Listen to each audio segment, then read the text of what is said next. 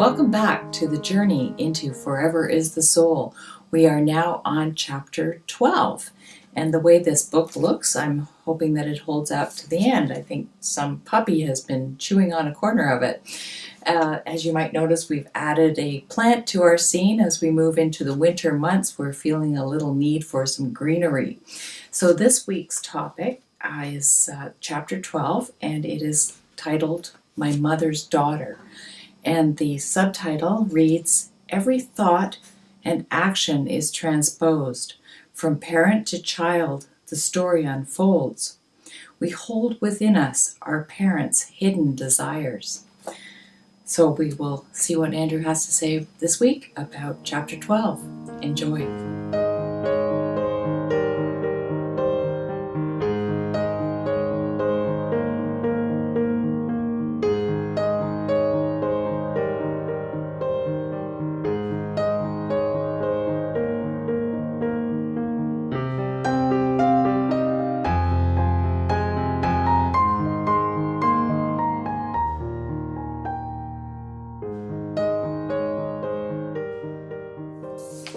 Welcome back to the Forever Journey. Thanks for coming along. We are on chapter 12, My Mother's Daughter. This one's a little bit poetic. Every thought and action is transposed. From parent to child, the story unfolds. We hold within us our parents' hidden desires. We hold within us our parents' inner desires. One could almost look at that as expectations. So, you've heard me talk a lot about algorithms, the transposing of incoming data into the brain, where it's processed into organizations that give us this one level of consciousness. And you've also heard me go on and say that, we share our consciousness, or I share, perhaps you do, share your consciousness with your soul. So perception of consciousness is this thin line where you have all the algorithms transposed into your brain out of every single circumstance that's transpired. And beyond that, there's another more open version of who you are, which I call, as I've referred to it before, the witness. So it's this dance between algorithms, which is mass, and consciousness, or it's a battle within consciousness between the algorithms and the energy field. So what the meaning of this chapter is all about, and again, it's transcendent at this point. The narrator has gone through a process of assimilation. In this case, she knows everything that she's done. She can witness her child interacting on the earth plane, and she's seen aspects of herself that have been transposed into her child through a completely non-biased fashion, because there is no bias when you're in spirit. It is truth. All things are revealed in that context. So, every thought and action is transposed. From parent to child, the story unfolds. Even in utero, when you've chosen the environment in which you have determined you need to incarnate, you're choosing so many circumstances, the social economics, the genetics, the attributes, physiological attributes, everything is a choice.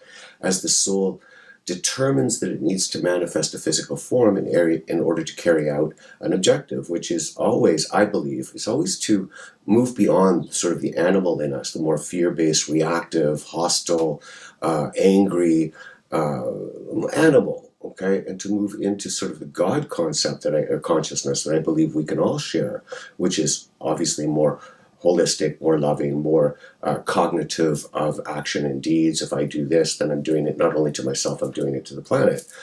Big picture stuff. And in a way, as the soul in the story is at this place of recognition and reconciliation for so many things, not just the life that it lived, but it's bigger than that, because it's able to see beyond the life that it had lived into, not necessarily other lives. I don't go into that a whole lot into the book, but it's just this vastness. I keep going to vastness. So, as we struggle, assuming some of us struggle, with our own sense of identity, our own sense of reason, our own sense of purpose, what are we doing here at this time and place on this planet? Much of what we're thinking about, much of what we're reacting about, even as it pertains to how we think we elicit reactions within ourselves, comes out of the generation that came before us. It came from our parents, and that our parents knew came from their parents, and so on, right? So you got to look at where we're at right now, from the perspective of programming algorithms that then produce a level of consciousness that if we see ourselves as merely mortal beings, then our whole reality is based on little more than the programming that came before this moment. And to understand that the programming that came before this moment is being augmented by this moment. So it's constantly unfolding. And then the algorithms that were transposed into the developing brain through utero 1, 2, 3, 4, 7, 8, 9, 10, and so on, are all influencing the perception of consciousness that you have in this moment. Even if I say things like God, just that word God elicits a behavioral response in you as it relates to your emotional sense, feeling, belief in God. Again, algorithms that would be the predominant influencer, which then would affect your conscious perception of what you determine God is. So, we hold within us our parents' hidden desires. I don't want to pick on any religion, but we'll go that all religion transposes into the brain a certain code, and this is what this code says. We're supposed to believe this.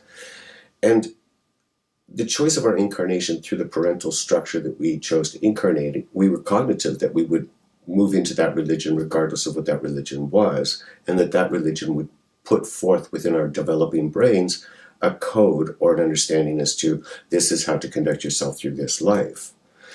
Now, when you look at generations now, everything is expanding so quickly right now, but if you even go back 50 years or 100 years, and it's certainly apparent today on this planet, where some religions are so strict that if you were to look out the window into some other idea or construct, you could be shunned, or you could be abused, or you could be hurt. And the whole idea of we hold within us our parents' hidden desires. It's often the transposing of energy into the brain. And again, I'm talking about algorithms. I'm not talking about present reality. I'm just talking about the algorithms.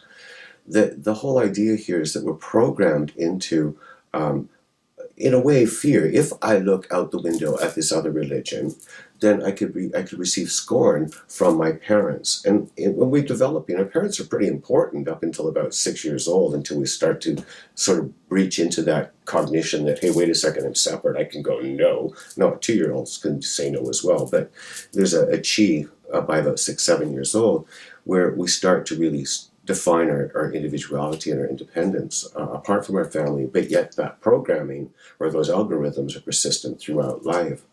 So My Mother's Daughter is the title, and it's just this whole idea that the past is rolling into the present, and we're now at a point where science is showing us the neurology of the brain and how it actually works, and what is consciousness, and are we separate from each other, or are we one with each other? We're at this sort of crossroads where our evolution has evoked within our consciousness the capacity to look at so many different things so quickly. You could go on your computer and research anything you want in seconds. And that's an amazing time.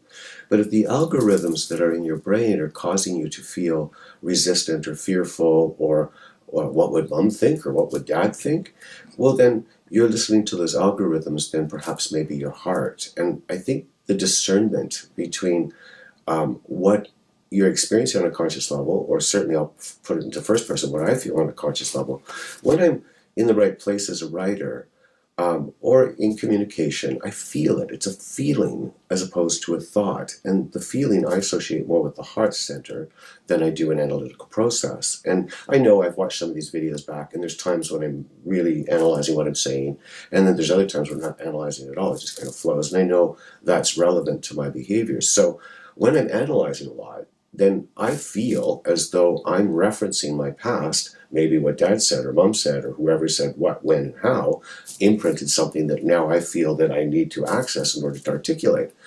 I find that more laborious. I like it better when I'm open and I'm not dependent on my algorithms. I just trust that they're there and that whatever word I need is going to suddenly appear in my consciousness so I can communicate it. So it's sort of this battle, and I say battle loosely because I don't want it to sound heavy or battles are bad. It's this struggle, this battle, this ambition, this desire to rise up, whatever you want to call it. between the algorithms transposed into the brain and what you know to be true. And what you know to be true is more of a feeling often than it is a thought. So it's this sort of, how do I stay in coherence with myself in a world where so many people, so many things, so many advertisements, so many past things are all competing for this precious moment of consciousness that I have. And I guess my only solution, and I certainly articulate this in this chapter, is that the guidance that we're seeking most, and I believe this to be true for all of us, regardless of algorithms and past conditioning, is a connection with who we really are. And it's from that connection of who we really are within ourselves that we're able to feel and connect with other people. So again, and I say this often, there's a lot going on in this chapter, and there is a lot going on in this chapter. As chapter 11, a time to say goodbye. The feeling is an exchange between both dimensions. A feeling of loss is exchanged between both dimensions. It's a big story. There's a lot in that, but this one, the book is coming out, the interplay between the physical plane and the spiritual plane at this point, chapter 12, 13, and so on. I'm looking forward to chapter 14. Chapter 15. It's down the road 2 more.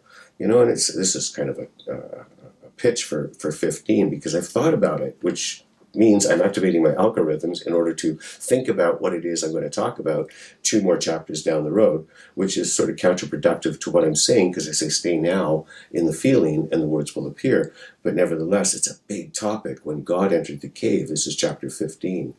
And I have to explain to you, to myself even, what I mean by I see through the eyes of God as God sees through my eyes. There's no separation. So I got 2 more weeks, and I'll be talking about that, so I'm not sure what that's going to be. But here we are at chapter 12, finishing chapter 12, and I do thank you for coming along. It's funny, when I first thought of doing these things, I didn't really think 21 weeks. I didn't. I just thought, I say things like, Elise, it'd be really cool? We could do these little videos about the chapters and the sub-chapters of this book. I knew I had to do that for a reason. And then I did it, and a couple of weeks went by, and this is fun, and another couple of weeks went by, and this is fun, and now we're up to 12 weeks, and I really do want to thank all you guys that have kind of followed along and listened to what I have to say. Again, I've kind of pleaded for comments now and then, and I do get some through Messenger. So certainly, if you feel inclined to comment or ask a question, even, I will do the best I can answer. But if privacy through Messenger works really well. So thanks for coming along, and I hope you have a great day. Cheers.